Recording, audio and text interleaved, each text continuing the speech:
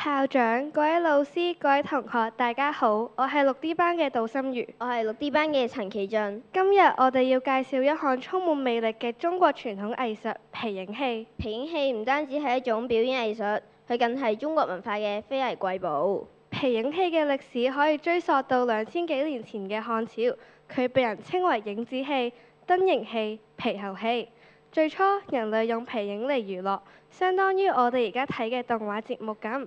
隨住時間嘅推移，佢發展成一種受歡迎嘅民間娛樂形式。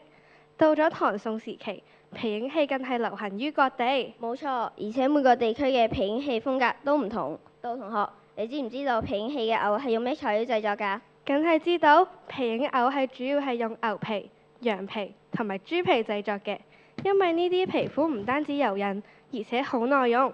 製作偶嘅過程非常精細，首先要將皮膚浸水，然後進行雕刻同上色，最後仲要將佢哋按照角色特徵進行組裝。聽起嚟都幾有趣喎，而且每個偶嘅動作都係由演員用細長嘅棍嚟操控嘅，咁樣就可以喺幕後創造出各種生動嘅故事情節。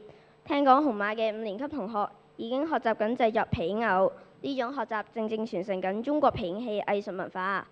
梗喺而家嘅小5同學進行緊常識同埋視藝科嘅跨學科皮影戲單元學習，唔單止要學習皮影戲嘅歷史，仲要以小組形式製作皮影偶，用嚟排練同表演唔同嘅中國古代故事。而家嘅部分同學仲上緊課外皮影偶製作班，咁深入鑽研偶嘅工藝及技術。好期待電影小5同學嘅製成品。皮影戲喺現代社會中仍然受到大家嘅關注，而呢啲寶貴嘅中國非遺藝術文化，相信會喺我哋紅馬身上繼續傳承落去。